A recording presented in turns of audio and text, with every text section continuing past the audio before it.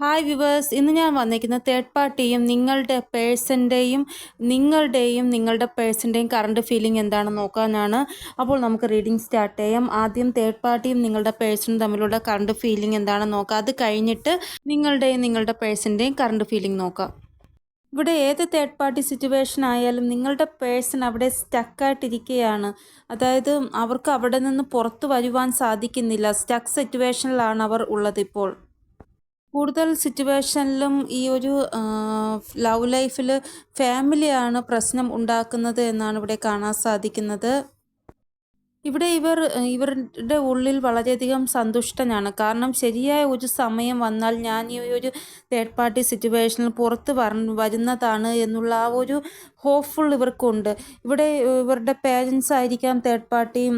ഞങ്ങൾ പറയുന്ന ആളെ കല്യാണം കഴിക്കണം, ഞങ്ങൾ പറയുന്നത് പോലെ കേൾക്കണം എന്ന് ഇവരോട് പറയുന്നുണ്ടായിരിക്കും ഇവരുടെ പേരൻസ്. പക്ഷേ ഉള്ളിൻ്റെ ഉള്ളിൽ ഇവർക്കറിയാം ശരിയായ സമയം വന്നാൽ ഞാൻ എൻ്റെ ഇഷ്ടം തന്നെ നടപ്പിലാക്കും എൻ്റെ പേരൻസിൻ്റെ മുന്നിലെന്ന് ഇവർക്കൊരു ഹോപ്പുണ്ട്. ഇവിടെ നിങ്ങളുടെ പേഴ്സൺ തേർഡ് പാർട്ടി സിറ്റുവേഷനിലാണെങ്കിൽ പോലും ഹോപ്പ്ഫുള്ളായിട്ടാണ് ഇരിക്കുന്നത്. എന്തായാലും ശരിയായ സമയം വരുമ്പോൾ ഇവർക്ക് പുറത്തു വരുവാൻ സാധിക്കുമെന്നുള്ള. അപ്പോൾ ഇതാണ് നിങ്ങളുടെ പേഴ്സണും തേർഡ് പാർട്ടിയുമായിട്ടുള്ള കറണ്ട് സിറ്റുവേഷൻ. ഇനി നിങ്ങളുമായിട്ടുള്ള കറണ്ട് സിറ്റുവേഷൻ എന്താണെന്ന് നോക്കാം.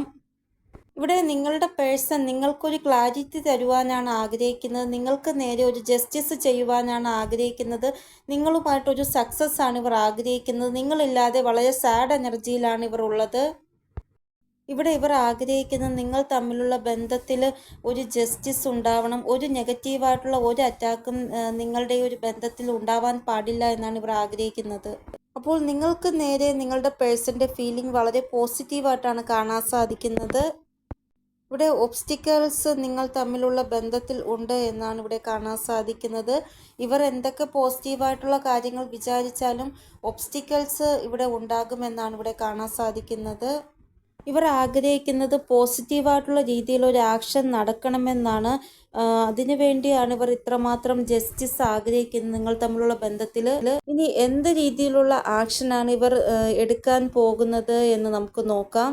നിങ്ങളുടെ പേഴ്സൻ്റെ സോളാർ പ്ലെക്സിസ് ചക്രയും റൂട്ട് ചക്രയിലും ബ്ലോക്കേജസ് കാണുന്നുണ്ട്.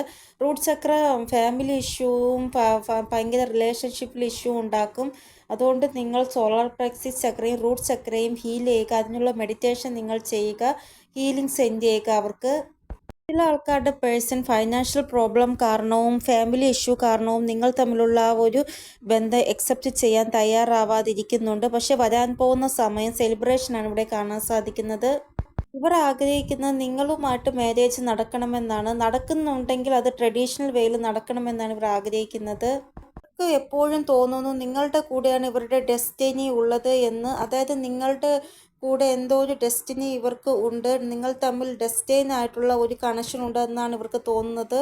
ഇവിടെ ആർക്കും തന്നെ നിങ്ങളുടെ ഈ ഒരു ബന്ധത്തെ തകർക്കുവാൻ സാധിക്കുകയില്ല. കാരണം നിങ്ങൾ ഡെസ്റ്റൈനായിട്ട് ഉള്ള ആൾക്കാരാണ്.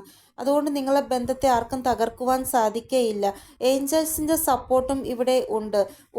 എപ്പോഴായാലും നിങ്ങൾക്ക് ഹാർമോണി കിട്ടുന്നതാണ്. നിങ്ങളുടെ ബന്ധത്തിൽ സക്സസ് കിട്ടുന്നതാണ്.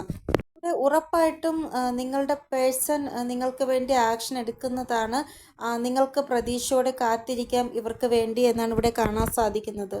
കാരണം നിങ്ങളുടെ പേഴ്സൻ്റെ ഭാഗത്തു നിന്നുള്ള വൈബ് വളരെ പോസിറ്റീവാണ് അതുകൊണ്ടാണ് ഞാൻ അങ്ങനെ പറഞ്ഞത്.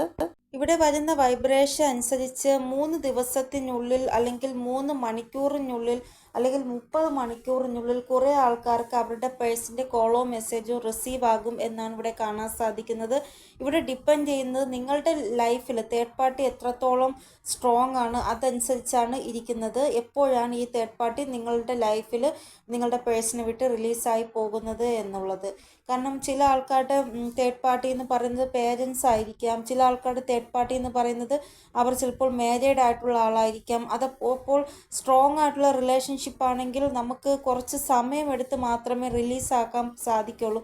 പെട്ടെന്ന് റിലീസാക്കി കളയുവാൻ സാധിക്കുകയില്ല. അതുകൊണ്ടാണ് ഞാനത് പറഞ്ഞത്. അപ്പോൾ ഇതാണ് ഇന്നത്തെ റീഡിംഗ്. നിങ്ങൾക്ക് എന്തെങ്കിലും ഗൈഡൻസ് കിട്ടിക്കാണുമെന്ന് വിചാരിക്കുന്നു എൻ്റെ റീഡിങ്ങിലൂടെ. ഇനിയൊരു പുതിയ റീഡിങ്ങുമായി വരുന്നത് വരെ എല്ലാവർക്കും ബൈ. ഓം നമഃ ശിവായ. Thank you so much.